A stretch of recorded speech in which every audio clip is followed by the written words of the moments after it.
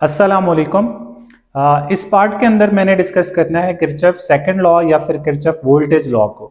इससे प्रीवियसली आपने देख लिया होगा किरचॉफ करंट लॉ को, जो कि करंट को डील करता था। किरचॉफ वोल्टेज लॉ वोल्टेजेस को डील करेगा। तो इसकी स्टेटमेंट कुछ इस तरह से है, the algebraic sum of changes in potential around any close circuit path और लूप मस्ट बी जीरो। किसी भी क्लोज पाथ के अंदर या किसी भी क्लोज लूप के अंदर the algebraic sum of changes in potential drop क्या होना चाहिए? जीरो होना चाहिए। तो मैथमेटिकली आप इसको लिख सकते हैं, summation of changes in voltage is equal to zero. जितनी भी चेंजेस इन वोल्टेज आएंगे उन सारों का जो अलजेब्रिक सम है वो क्या होना चाहिए? जीरो के इक्वल होना चाहिए। अकॉर्डिंग टू, अब इसकी एक्सप्लेनेशन है, according to KVL the algebraic sum of potential differences including voltage supplied by the voltage sources EMF and voltage drop in resistive element IR in any loop must be zero। तो according to KVL क्या है? The algebraic sum of potential differences के जितने भी potential differences हैं उनका सम क्या होना चाहिए? जीरो। इसमें क्या कुछ इंक्लूड होता है? Including voltage supplied by EMF sources. देखें वोल्टेज कौन सप्लाई करता है? कोई भी source of EMF voltage supply करेगा, वो भी इंक्लूडेड है। End voltage drops in resistive element, तमाम रेजिस्टर के अंदर जितना वोल्टेज ड्रॉप होता है जो कि जनरली IR के इक्वल होता है in any loop must be zero. तो ऐसे क्लोज लूप के अंदर ये क्या होना चाहिए? जीरो के इक्वल होना चाहिए। अब इसके बाद यहाँ पे साइन कन्वेंशन है। साइन कन्वेंशन बहुत इंपॉर्टेंट है, याद रखना। राइज इन पोटेंशियल को हमेशा आपने पॉजिटिव लेना है। कहीं पे भी अगर आपके पास पोटेंशियल राइज हो रहा है, ज्यादा हो रहा है, तो उसको आपने पॉजिटिव लेना है। पोटेंशियल ज्यादा कब हो सकता है? जब चार्ज लोअर पोटेंशियल से हायर पोटेंशियल की तरफ मूव करे। जैसे लेट्स सपोज आपके पास कुछ इस तरह का सिचुएशन है कि कोई भी चार्ज इस डायरेक्शन में ऐसे फ्लो करता हुआ ऐसे जाता है। तो आप देखें इस चार्ज ने बैटरी के अंदर से मूव करना है, तो चार्ज नेगेटिव टर्मिनल से पॉजिटिव की तरफ जा रहा है। तो यहाँ पे चार्ज का पोटेंशियल क्या हो रहा है? राइज हो रहा है। तो यहाँ पे पोटेंशियल क्या हो रहा है? राइज हो रहा है, क्योंकि देखें लोअर पोटेंशियल से हायर पोटेंशियल पे गया है। तो यहाँ पे पोटेंशियल क्या होगा? राइज होगा। तो ऐसे जो पोटेंशियल होगा वो आपके पास क्या होगा? ये पॉजिटिव होना है, इसको आपने पॉजिटिव लेना है। ये लेट्स सपोज EMF है, तो EMF क्या होगी? ये पॉजिटिव होगी। Drop in potential is taken as negative. जो ड्रॉप इन पोटेंशियल होगा वो आपके पास क्या होगा? नेगेटिव होगा। फिर मैं यहाँ पे एक इस तरह की सिचुएशन डिस्कस कर लेता हूँ कि कोई भी चार्ज इस डायरेक्शन में मूव कर रहा है। तो देखें इनिशियली वो हायर पोटेंशियल पे था, बाद में वो लो पोटेंशियल पे आ गया, तो अब इसका पोटेंशियल ड्रॉप हुआ है। तो ड्रॉप इन पोटेंशियल आपके पास क्या होगा? नेगेटिव होगा। देखें आप यहाँ पे पहले चार्ज, यहाँ पे अगर चार्ज इस डायरेक्शन में मूव कर रहा है तो पहले इसका चार्ज को देखें हाई पोटेंशियल पे है, पॉजिटिव पे है, उसके बाद ये नेगेटिव पे चला गया, तो इसका पोटेंशियल ड्रॉप हुआ है। तो ऐसे जो पोटेंशियल ड्रॉप होगा वो आपके पास नेगेटिव होना है। जनरली EMF के अंदर राइज इन पोटेंशियल हो सकता है, और रेजिस्टर्स के अंदर या कुछ और केसेस में EMF के अंदर भी आपके पास फॉल इन या ड्रॉप इन पोटेंशियल आ सकता है। तो कन्वेंशन बहुत इंपॉर्टेंट है। सारी सर्किट एनालिसिस इसी बेस पे होगी कि कहाँ पे पोटेंशियल राइज हो रहा है, कहाँ पे पोटेंशियल ड्रॉप हो रहा है। तो अगर पोटेंशियल राइज हो रहा है तो उसको आपने पॉजिटिव लेना है। तो ये आपके पास EMF, लेट्स सपोज EMF 1 है, तो ये आपके पास पॉजिटिव है। यहाँ पे अब चार्ज देखें हायर पोटेंशियल से लोअर पोटेंशियल की तरफ मूव कर गया। देखें पहले हाई पोटेंशियल पे था, अब लो पोटेंशियल पे, अब यहाँ पे पोटेंशियल ड्रॉप है, तो EMF क्या होगा? EMF 2 is negative. यहाँ पे ये क्या होगा? नेगेटिव होगा EMF 2। अब इसके बाद मैं एक्सप्लेनेशन करता हूँ इसकी विद एग्जांपल कि मैंने कंसिडर किया है कि मेरे पास एक क्लोज लूप है। Consider a close loop ABCDA, कि आपके पास एक क्लोज लूप है ABCDA। तो इस क्लोज लूप में आप देख सकते हैं कि चार्ज ऐसे फ्लो कर रहा होगा विद नो जंक्शन। यहाँ पे कोई जंक्शन नहीं है। जंक्शन वो जगह होती है जहाँ पे 3 या 3 से ज्यादा वायर्स आपस में कनेक्ट होती हैं। तो यहाँ पे कहीं पे भी 3 वायर्स कनेक्ट नहीं होते, इन पॉइंट्स पे 2 वायर्स कनेक्ट हो रही हैं। ठीक है, तो इसमें कोई जंक्शन मौजूद नहीं है। With no junction the loop contains two EMF sources, EMF 1 and EMF 2 with internal resistances R1 and R2 respectively। इस लूप के अंदर क्या है? दो सोर्सेज ऑफ ईएमएफ है, एक सोर्स ऑफ ईएमएफ E1 है और दूसरा सोर्स ऑफ ईएमएफ E2 है, और इनके इंटरनल रेजिस्टेंसेस क्या है, R1 and R2 respectively, and resistor R is shown in figure। तो यहाँ पे एक और रेजिस्टर को कनेक्ट किया गया है, जैसे कि इस फिगर में आप देख सकते हैं, तो ये रेजिस्टर R है। उसके बाद हमने कंसिडर किया है कि जो EMF1 है वो क्या है, ज्यादा है EMF2 से, ये EMF1 is greater than EMF2। Let's suppose अगर ये 12 वोल्ट की है तो लेट्स सपोज ये 9 वोल्ट की है या उससे कम वोल्टेज की होगी, तो EMF1 is greater than EMF2, so EMF1 will dictate the current I in the loop in clockwise direction. ठीक है, तो अब देखें EMF1 करंट को डिक्टेट कर रही है, तो यहाँ पे करंट EMF1 की वजह से फ्लो करेगा, तो इस करंट की डायरेक्शन कुछ इस तरह से होगी, क्लॉकवाइज होगी, तो इसमें करंट क्लॉकवाइज फ्लो करेगा। अगर मैं इसको थोड़ा सा और ठीक कर लूं तो करंट की ये डायरेक्शन बन रही होगी, तो करंट की डायरेक्शन कुछ इस तरह से होगी। अगर आप देखें EMF1 करंट को डिक्टेट कर रहा है, अगर EMF1 is greater than EMF2 तो ये सिचुएशन होगी करंट की, करंट क्लॉकवाइज इसमें फ्लो करेगा। Starting from point A at EMF1 the charge move from negative to positive terminal. अब देखें चार्ज नेगेटिव टर्मिनल से पॉजिटिव टर्मिनल की तरफ मूव करता है, तो EMF1 में क्या होगा, नेगेटिव से पॉजिटिव, तो यहाँ पे पोटेंशियल क्या हो रहा है, राइज हो रहा है, तो यहाँ पे हम कह सकते हैं कि EMF1 क्या होगी, पॉजिटिव होनी है, तो यहाँ पे EMF1 पॉजिटिव होगी। Starting from point A at EMF1, the charge move from negative to positive terminal, so there will be a rise in potential। तो EMF1 में क्या होगा, पोटेंशियल राइज होगा, तो इस वजह से EMF1 को हमने पॉजिटिव लिया है। एंड एट इंटरनल रेजिस्टेंसेस या एट इंटरनल रेजिस्टर्स या इंटरनल रेजिस्टेंसेस लिखना चाहिए था यहाँ पे, eight internal resistances R1 and R2, जितनी भी इंटरनल रेजिस्टेंसेस है, जैसे R1 है, R2 है, और इवन R के ऊपर भी पोटेंशियल हमेशा ड्रॉप होगा। जितने भी रेजिस्टर्स होंगे वहां पे पोटेंशियल हमेशा ड्रॉप होगा, ये बात मैंने यहाँ पे लिखी है। At internal resistances R1 R2 and at resistor R there will be a potential drops. तो यहाँ पे क्या होगा, पोटेंशियल ड्रॉप्स होंगे, यहाँ पे भी पोटेंशियल ड्रॉप होगा, यहाँ पे भी पोटेंशियल ड्रॉप होगा, और यहाँ पे भी पोटेंशियल ड्रॉप होगा। ठीक हो गया, तो इन तीन जगहों पे पोटेंशियल, यहाँ पे भी ड्रॉप है, यहाँ पे भी ड्रॉप है, और यहाँ पे भी पोटेंशियल का ड्रॉप होगा, और ये हमेशा ड्रॉप नेगेटिव लिया जाता है, ये कन्वेंशन में आपने देख लिया होगा। एट EMF2 के अंदर क्या सिचुएशन, अब देखें C से D मूव करते हुए EMF2 में क्या हो रहा है, चार्ज हायर पोटेंशियल पे है पहले और बाद में लोअर पोटेंशियल पे आया, तो डेफिनेटली यहाँ पे ड्रॉप आ रहा है या फॉल इन पोटेंशियल आ रहा है।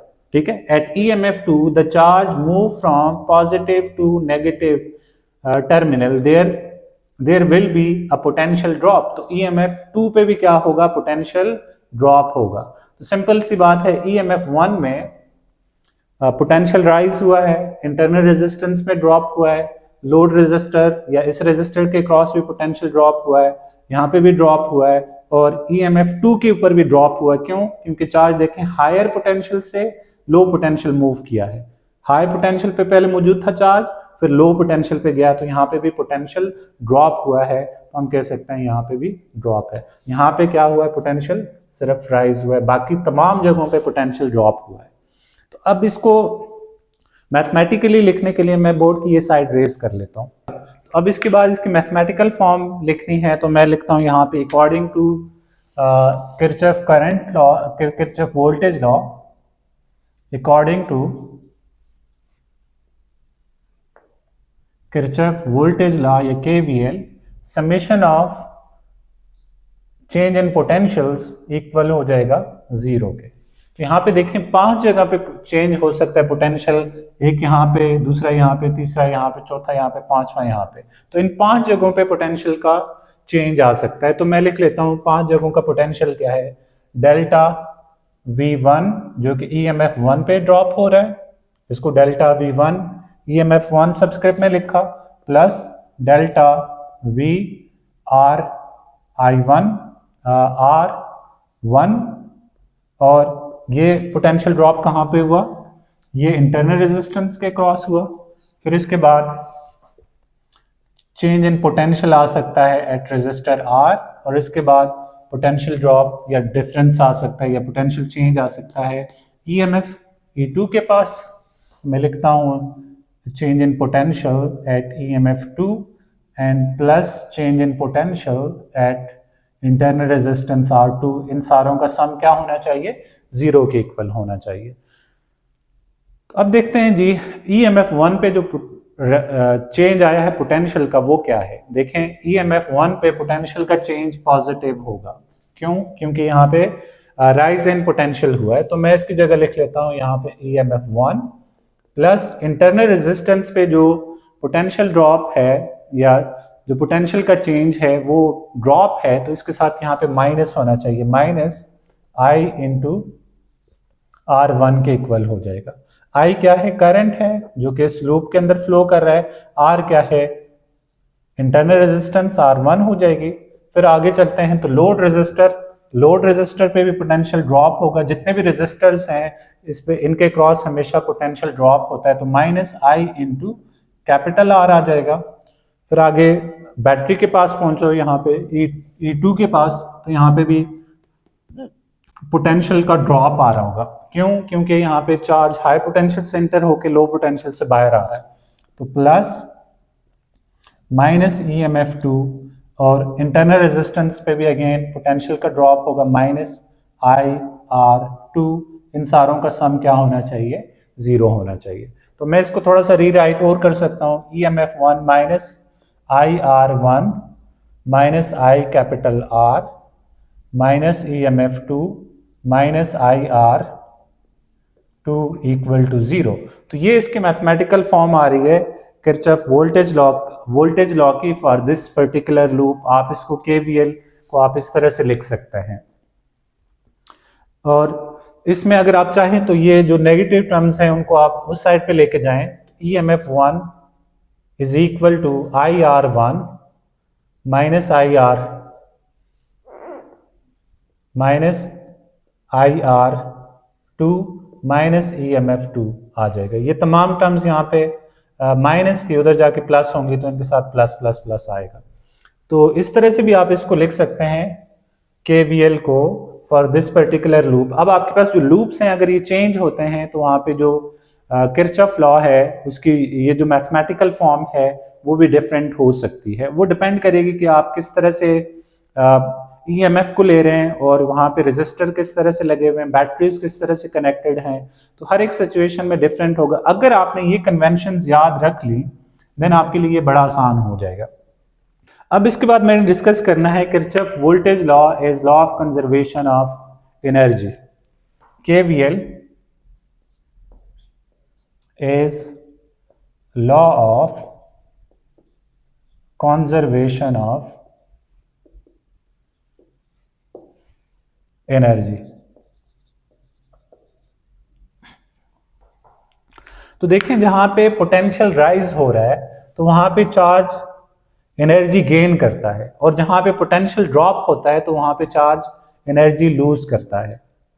तो अब देखें चार्ज ने कहां पे एनर्जी गेन की है, सिर्फ EMF1 के अंदर एनर्जी गेन की है। यहाँ पे एनर्जी लूज की है, यहाँ पे एनर्जी लूज की है, यहाँ पे एनर्जी लूज की है, यहाँ पे एनर्जी लूज की है। अगर चार्ज को आप यहाँ से A से B की तरफ मूव कराएं तो सिर्फ EMF1 के ऊपर उसने एनर्जी गेन की है, बाकी तमाम जगहों पे उसने एनर्जी लूज की है। तो जितनी एनर्जी वो EMF1 के पास गेन करेगा सेम उतनी ही मिकदार इन तमाम रेजिस्टर्स के अंदर और EMFs के अंदर लूज करेगा। अगर यहाँ पे ये 10 यूनिट्स एनर्जी गेन करता है तो इन सारे सर्किट एलिमेंट्स की जो तमाम एनर्जी लूज या एनर्जी ड्रॉप होगी उसका सम भी कितना हो जाएगा, 10 हो जाएगा। तो 10 माइनस 10 0 हो जाएगा। अगर चार्ज की जो एनर्जी गेन है वो 10 यूनिट्स है तो एनर्जी लूज भी या एनर्जी लॉस या एनर्जी ड्रॉप भी कितना होगा, 10 यूनिट्स के इक्वल होगा। तो देखें हमें ये पता है कि जो EMF होता है ये एनर्जी पर यूनिट चार्ज या फिर वर्क पर यूनिट चार्ज के इक्वल है। तो ये वो एनर्जी है जो चार्ज गेन कर चुका है। तो मैं यहां से कह देता हूं कि दिस इज एनर्जी E1 पर यूनिट चार्ज। देखिए हमें पता है कि जो ईएमएफ होता है ये वर्क पर यूनिट चार्ज या फिर एनर्जी या फिर पोटेंशियल एनर्जी पर यूनिट चार्ज के इक्वल होता है। तो मैं यहाँ पे अपनी आसानी के लिए इसको एनर्जी पर यूनिट चार्ज कह देता हूँ। ये इक्वल होगा, यहाँ पे देखें I R is again potential के इक्वल होता है, ये भी एनर्जी या फिर वर्क पर यूनिट चार्ज के इक्वल होता है। तो इसकी जगह भी मैं लिख सकता हूँ कि ये एनर्जी पर यूनिट चार्ज है, तो E2 पर यूनिट चार्ज, और यहाँ से आगे इस ये जो आई आर है ये अगेन यहाँ पे एनर्जी, लेट्स सपोज E3 पर यूनिट चार्ज है जो कि ड्रॉप एनर्जी है, प्लस E4 पर यूनिट चार्ज प्लस E5 पर यूनिट चार्ज के इक्वल होगी। तो अब देखें तमाम डिनोमिनेटर्स में चार्ज मौजूद है, तो आप इसको फैक्टर आउट करके बाहर ले जाएं। EMF1 by charge is equal to 1/Q E2 plus E3 plus E4 plus E5, और ये Q इस Q के साथ कैंसिल हो जाएगा। E1 is equal to E2 plus E3 plus E4 plus E5। तो ये आपके पास एनर्जी गेन है। ये क्या है? एनर्जी गेन बाय चार्ज, और ये तमाम के तमाम क्या है? Energy loss by charge, energy loss by charge. ठीक है, तो चार्ज ने जितनी एनर्जी गेन की है उतनी ही एनर्जी लूज की है। दरम्यान में एनर्जी कहीं पे ना तो डेसिपेट हुई है किसी और फॉर्म में या कहीं और ज़ाया हुई है। जितनी एनर्जी चार्ज ने गेन की थी सेम उतनी ही मिकदार में एनर्जी चार्ज ने लूज भी की है, जो कि law of conservation of energy की मैनिफेस्टेशन है। तो हम कह सकते हैं the total amount of energy gain per unit charge must be equal to total amount of energy loss per unit charge, as energy and charge both are conserved. Thus Kirchhoff voltage law is just specific way of stating law of conservation of charge। तो ये बात आपकी book के आखिरी paragraph में लिखी हुई है। तो हम कह सकते हैं जो किरचॉफ वोल्टेज लॉ है ये असल में law of conservation of energy है, और किरचॉफ करंट लॉ क्या है? Law of conservation of charge है। इस पार्ट में मैं बात कर लेता हूं अप्लाइंग किरचॉफ लॉ के ऊपर कि आप किस तरह से किरचॉफ लॉ को एक कॉम्प्लेक्स सर्किट के ऊपर अप्लाई कर सकते हैं। लेट्स सपोज आपके पास ये एक कॉम्प्लेक्स सर्किट है जिसमें दो सोर्सेज ऑफ ईएमएफ हैं, EMF1 एंड EMF2, और तीन रेजिस्टर्स हैं R1, R2 एंड R3। तो इन दो EMF सोर्स की वजह से यहाँ पे करंट फ्लो कर रहे होंगे, और उन करंट्स की वजह से या वो करंट्स आप किस तरह से निकाल सकते हैं, यहाँ पे किस तरह से किरचॉफ लॉ लगाएंगे वो हमने समझना है। तो लेट्स सपोज यहाँ पे दो लूप्स बन रही हैं। एक लूप है A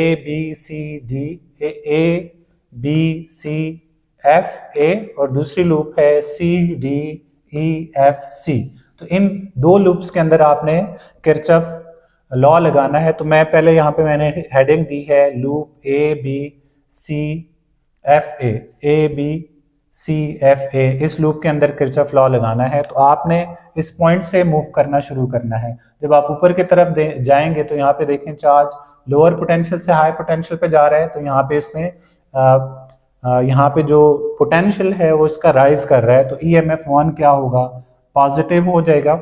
और जब B से C जा रहा है तो यहाँ पे पोटेंशियल ड्रॉप होगा। तो पोटेंशियल ड्रॉप जनरली IR के इक्वल होता है, और IR हमेशा नेगेटिव होता है, plus into minus I into R हो जाएगा। यहाँ पे इस लूप के अंदर करंट क्या है? I1 है, और रेजिस्टेंस क्या है? R1। तो मेरे पास ये हो जाएगा I1 इंटू R1 हो जाएगा। ये पोटेंशियल ड्रॉप आ गया। अब इसके बाद अगर मैं चलूँ इस लूप के अंदर तो यहाँ पे आप देख पा रहे हैं कि जब C से F की तरफ मूव करेंगे तो अब यहाँ पे जो रेजिस्टेंस है वो क्या है? R2 है, और यहाँ पे जो करंट है वो I1 है, और यहाँ से आप देख पा रहे हैं कि I1 डाउनवर्ड मूव कर रहा है। I1 की डायरेक्शन क्या है? डाउनवर्ड है। लेकिन आप देख रहे हैं कि ये जो ब्रांच करंट है, ये जो ब्रांच है ये दोनों लूप की कॉमन ब्रांच है। तो इसमें करंट सिर्फ इस लूप की वजह से नहीं बल्कि इस लूप की वजह से भी करंट फ्लो कर रहा होगा। तो यहाँ पे जो पोटेंशियल का ड्रॉप है वो कुछ इस तरह से होगा, प्लस माइनस आएगा सबसे पहले, ठीक है, क्योंकि आई आर ड्रॉप यहाँ पे माइनस होना है। और यहाँ पे करंट क्या है, करंट दो करंट्स हैं एंड दोनों करंट्स आपस में ऐड हो रहे हैं, तो यहाँ पे मैं कह सकता हूँ करंट क्या है, I1 प्लस I2, क्योंकि दोनों की डायरेक्शन आप देख पा रहे हैं, दोनों सेम डायरेक्शन में मूव कर रहे हैं। और साथ में रेजिस्टेंस क्या है, R2 हो जाएगी। और आगे इस डायरेक्शन में मूव करें तो आगे कोई और रेजिस्टेंस नहीं है, तो ये इक्वल हो जाएगा 0। इसको थोड़ा सिंप्लीफाई करो, EMF1 minus I1 R1 minus I1 plus I2 into R2 equal to 0, ये आपके पास एक इक्वेशन बन जाएगी। अब आपने दूसरे लूप में किरचॉफ करंट लॉ लगाना है, किरचॉफ वोल्टेज लॉ लगाना है। यहां पे भी आपने KVL लगाया है, बाय KVL। तो अब दूसरी लूप की बारी है, इन लूप CFEDC। इस लूप के अंदर आपने KVL लगाना है। तो KVL यहां पे क्या बनेगा, by KVL Kirchhoff voltage law, वो क्या होता है, समेशन ऑफ वोल्टेज चेंजेस 0 के इक्वल होता है। तो अब जरा यहां से आप लगाएं, अगर आप C से F की तरफ मूव करते हैं तो यहाँ पे आपके पास देखें रेजिस्टर है, और रेजिस्टर में हमेशा पोटेंशियल ड्रॉप क्या होता है, माइनस होता है। और यहाँ पे दो करंट्स इस रेजिस्टर में से फ्लो करते हैं, एक इस लूप का करंट और एक दूसरे लूप का करंट। अब जिस लूप में रहेंगे उसके करंट को आपने पहले ले लेना है। तो लेट्स सपोज यहाँ पे करंट क्या है, I2 प्लस I1, और साथ में यहाँ पे रेजिस्टेंस क्या है, R2 आ जाएगी। उसके बाद अगर आप F से E की तरफ मूव करें, यहाँ पे रेजिस्टर R3 है और यहाँ पे सिंगल एक ही करंट I2 इस डायरेक्शन में मूव कर रहा है, तो यहाँ पे भी पोटेंशियल ड्रॉप नेगेटिव होगा, माइनस I2 इंटू R3 हो जाएगा। यहाँ पे देखें करंट क्या था, I, और साथ में रेजिस्टेंस क्या है, R3 है। और अब आ जाते हैं E से D की तरफ। E से D की तरफ आपके पास एक EMF सोर्स है, और E से D की तरफ EMF सोर्स है। और यहाँ पे देखें चार्ज लो या नेगेटिव टर्मिनल से पॉजिटिव टर्मिनल की तरफ मूव कर रहा है, या लोअर पोटेंशियल से हायर पोटेंशियल की तरफ जा रहा है। तो यहाँ पे इसने EMF या पोटेंशियल इसका क्या हो रहा है, राइज हो रहा है। तो मैं इसके साथ लिख लेता हूँ प्लस EMF2 इक्वल टू 0 हो जाएगा। अब इसको थोड़ा रीराइट कर लो, तो आपके पास ये इक्वल होगा EMF2 minus I2 plus I1 into R2 minus I2 R2 equal to 0। This is second equation. तो आप या इसको इक्वेशन बी कह देता हूँ, ये आपके पास इक्वेशन बी है। अगर इक्वेशन ए एंड बी को साइमल्टेनियसली सॉल्व करके आप करंट I1 एंड I2 को फाइंड आउट कर सकते हैं। अगर आपको EMF1 की वैल्यू और EMF2 की वैल्यूज गिवन है तो आप कोई सभी करंट फाइंड आउट कर सकते हैं। तो इस तरह से इन दो इक्वेशंस को आपने साइमल्टेनियसली सॉल्व करना है, किसी एक पर्टिकुलर करंट के लिए, किसी अननोन के लिए इसको सॉल्व कर लेना है, you will get your required answer. इसके बाद मैं डिस्कस कर लेता हूं एक्सरसाइज का न्यूमेरिकल नंबर 6, जिसकी स्टेटमेंट कुछ इस तरह से है कि calculate current that flows in 1 ohm resistor in the following circuit, कि 1 ओम रेजिस्टर के क्रॉस कितना करंट होगा ये आपने बताना है। तो यहाँ पे देखें, लेट्स सपोज आपके पास ये एक सर्किट है जो कि AEBCFDA ये एक लूप बना रहा है, बल्कि दो लूप्स इसमें बन रही हैं। इसमें देखें सबसे पहले ये आपके पास EMF है 6 वोल्ट की, ये आपके पास 9 वोल्ट की EMF है। तो देखें जो 6 वोल्ट की EMF है वो इस लूप के अंदर करंट को इस डायरेक्शन में फ्लो करा रही है। इसमें जो करंट है लेट्स सपोज वो I1 करंट है, और ये करंट यहाँ पे एंटी क्लॉकवाइज है। और इस लूप के अंदर भी करंट आप देखें तो ये भी एंटी क्लॉकवाइज है। तो अब अगर आप ध्यान से देखें तो इस लूप के अंदर जो करंट है, इस करंट को देखें तो ये डाउनवर्ड मूव कर रहा है, और यहाँ से करंट देखेंगे I2 तो ये अपवर्ड मूव कर रहा है। तो इसके अंदर से अगर आप देखें तो करंट I1 माइनस I2 या फिर I2 minus I1 current flow कर रहा होता है थ्रू दिस रेजिस्टर जो कि 1 ओहम है। तो हमने यहाँ पे इनको कुछ नाम दिए हैं कि लेट्स सपोज ये जो आपके पास ईएमएफ है इसको मैंने कह दिया ये ईएमएफ 1 है, और यहाँ पे जो ईएमएफ है ईएमएफ 2 हो गई। यहाँ पे भी मैंने लिखा है EMF 1 is equal to 6 volt, EMF 2 is equal to 9 volt. R1 ये रेजिस्टेंस है, लेट्स सपोज ये 3 ओहम्स है। R2 ये रेजिस्टेंस है, ये 1 ओहम है, ये लेट्स सपोज R2 है। और ये जो रेजिस्टेंस है 2 ओहम ये R3 है, और लेट्स सपोज ये आपके पास R4 रेजिस्टेंस है। तो हमने असल में करंट निकालना है कौन सा, I1 माइनस I2 ये कितना होगा, या फिर I2 माइनस I1। यहाँ पे जस्ट मैग्नीट्यूड को देखना है हमें, इसके साइन के साथ कुछ लेना देना नहीं है। इसकी मैग्नीट्यूड क्या होगी या इसकी मॉड्यूलस वैल्यू क्या होगी, करंट I1 माइनस I2। ऐसा क्यों कर रहा हूं, देखें I1 अपवर्ड जा रहा है, I2 डाउनवर्ड जा रहा है, तो इन दोनों की वजह से करंट क्या होगा, वो I2 माइनस I1 या फिर I1 माइनस I2 के इक्वल होगा। तो मैं यहाँ पे किरचॉफ कर वोल्टेज रूल को अप्लाई करूंगा इन दिस लूप एंड फिर यहाँ पे इस लूप के अंदर। तो मैं लिखता हूं कि KVL applying KVL in loop, पहले लूप के अंदर हम यहां से शुरू कर लेते हैं EADFE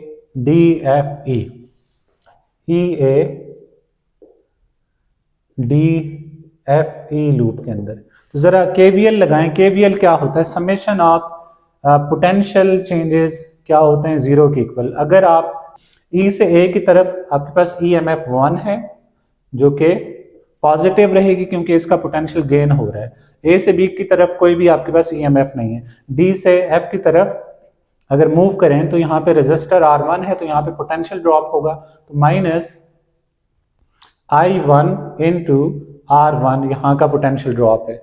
अगर F से E की तरफ मूव करें तो यहाँ पे देखें करंट I1 अपवर्ड जा रहा है, I2 डाउनवर्ड जा रहा है।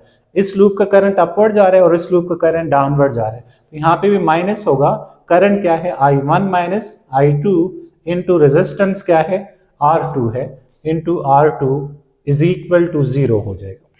अब इनकी वैल्यूज पुट कर लो। EMF 1 की वैल्यू है 6 वोल्ट माइनस I1 हमें नहीं पता, R1 की वैल्यू कितनी है, R1 3 ओम है, तो मैं 3I1 लिख लेता हूं, minus I1 minus I2 into R1 की वैल्यू कितनी है 1 ओम इक्वल टू 0। इसको थोड़ा सिंप्लीफाई कर लो, तो 6 minus 3I1 minus I1 plus I2 is equal to 0। इसको फर्दर सिंप्लीफाई करो, 6 minus 4I1 plus I2 is equal to 0। और इसको अगर आप इक्वेशन नंबर 1 कह दें, कॉल दिस इक्वेशन नंबर 1, ये आपके पास क्या है, इक्वेशन 1 है। अब इसके बाद आप दूसरे लूप में KVL जरा अप्लाई करें। अप्लाइंग KVL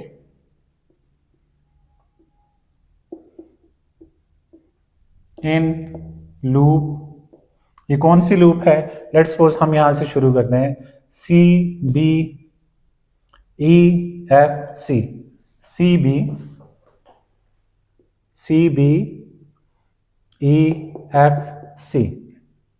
इस लूप के अंदर देखें, लूप सेलेक्ट करते हुए आप कोशिश करें कि चार्ज आपका इस तरह से मूव करे कि सबसे पहले चार्ज बैटरी के अंदर से जाए, ताकि पहली जो टर्म है आपके पास वो पॉजिटिव आए। तो इसमें देखें सबसे पहले ये EMF 2 है, यहाँ पे चार्ज लो पोटेंशियल से हाई पोटेंशियल की तरफ जा रहा है, तो EMF 2 पॉजिटिव आएगी।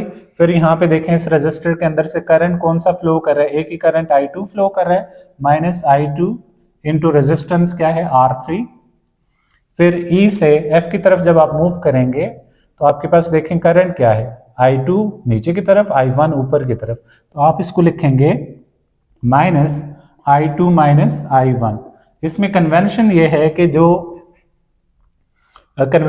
है कि जिस लूप का करंट होगा वो आपने पहले लिखना है। तो देखें I2 minus I1 upward into resistance क्या है R2, और इसके बाद अगर आप यहां से इधर की तरफ मूव करें, करंट I2 यहां से इधर जा रहा है, I2 इधर जा रहा है, और साथ में रेजिस्टेंस कितनी है R4 है, minus I2 R4 4 equal to 0।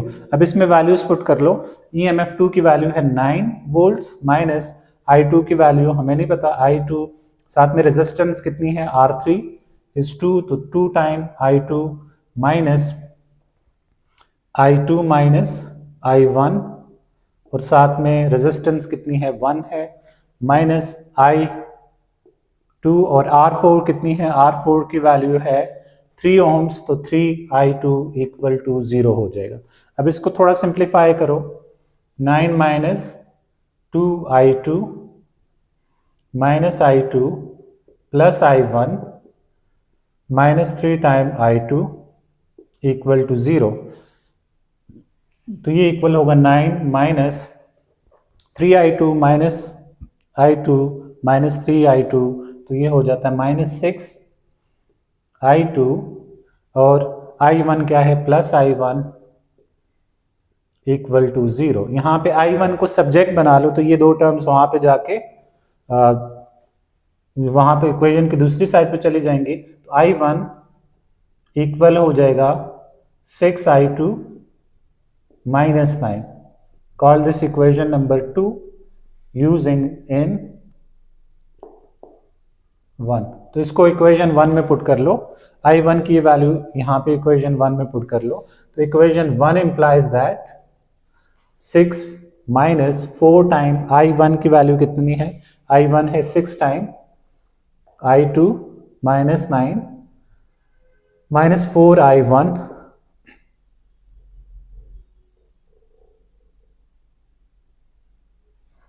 बल्कि 4 टाइम I1 की वैल्यू तो पुट कर ली प्लस I2 इक्वल टू 0। अब 4 को अंदर मल्टीप्लाई कर लो, 6 minus 24I2 minus plus 36 plus I2 is equal to 0। तो अब देखें ये टर्म यहां पे माइनस हो रही है, इधर आके प्लस हो जाएगी, सॉरी प्लस हो रही है, इधर आके माइनस हो जाएगी ये टर्म। तो यहाँ से आपके पास जो ये इक्वेशन बन जाएगी ये कुछ इस तरह की होगी कि 24 और माइनस 24 प्लस 1 है, तो ये minus 23I2 and is equal to 36, उधर गया माइनस हो गया, और 6 यहाँ पे प्लस है, इधर आके ये भी माइनस हो जाएगा 6, तो ये होगा 23I2 is equal to minus 42 आ जाएगा। यहाँ पे माइनस साइन है, I2 is equal to 42 divided by minus 23, तो माइनस माइनस कट जाएगा, I2 is equal to 42 bye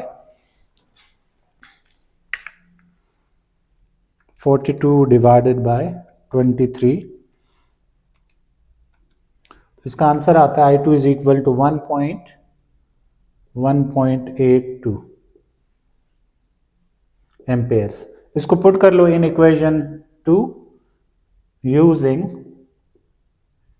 in equation 2, तो ये इक्वेशन 2 में I1 की वैल्यू हो जाएगी, I1 is equal to 6, I2 की वैल्यू 1.82 माइनस 9,